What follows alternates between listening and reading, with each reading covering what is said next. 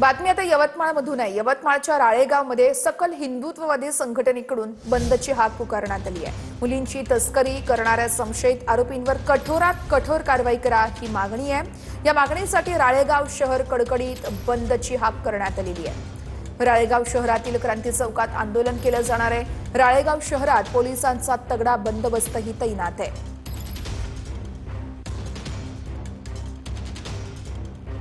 यवतमाळच्या राळेगावात हिंदुत्ववादी संघटनांकडून बंदची हाक देण्यात आलेली आहे आणि जे आरोपी आहेत त्यांच्यावरती कठोरात कठोर कारवाई करण्याची मागणी केली जाते आहे। यवतमाळ प्रकरणातील आरोपीच्या वडिलांनी TV9 मराठीला प्रतिक्रिया दिलेली आहे। मजहर काय करतो या संदर्भात आम्हाला माहित नाही, शरीफ कुरेशींची प्रतिक्रिया समोर आली आहे। काल घडलेल्या प्रकारानंतर मला सगळं काही माहित झालं असंही शरीफ कुरेशी म्हणतात।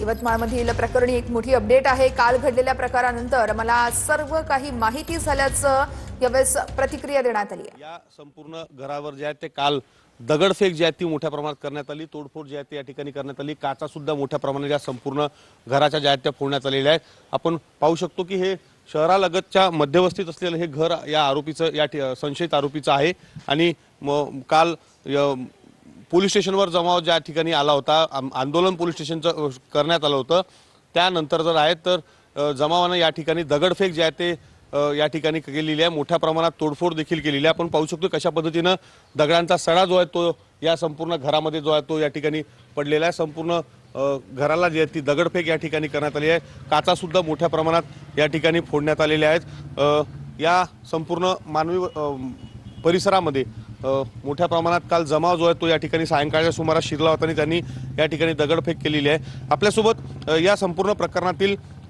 संशयित आरोपी मजहर कुरेशीचे वडील बोलण्यासाठी आहेत। एक सांगा की संपूर्ण या प्रकरणामध्ये तुमच्या मुलाला ताब्यात घेतलेलं आहे, आरोप केला जातोय की मुलींचा मानवी तस्करी, बेपत्ता मुली बेपत्ता केल्या अशा पद्धतीचा आरोप जो आहे तो केला जातोय, त्या प्रकरणी त्याला ताब्यात घेतलेला आहे। हो सर, ताब्यात आहे त्यांच्या।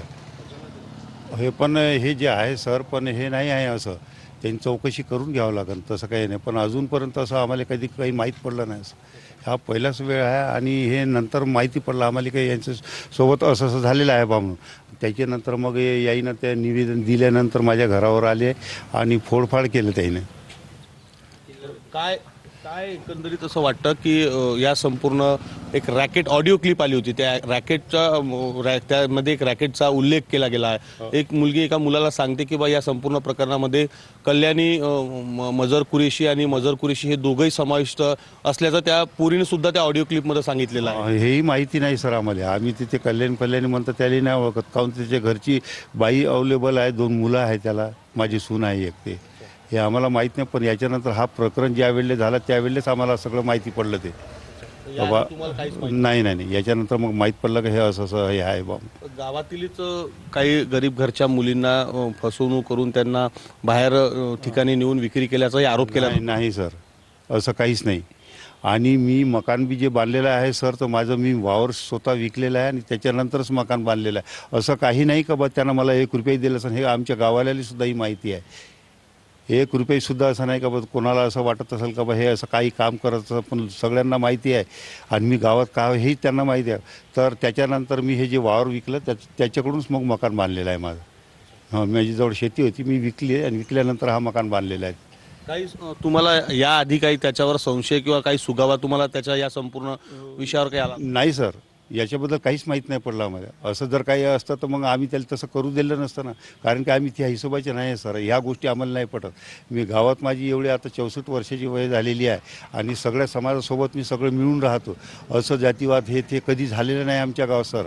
आणि याच्यानंतर हा पहिलाच वेळ असा आहे का ते लोकांनी दगडफेक वगैरे केली, नुकसान त्याचाही आपल्याला काही करायचं नाही, आपल्याला काही त्यांच्याबद्दल काही बोलायचं नाही। बस एवढंच माझं म्हणणं आहे, दुसरं काही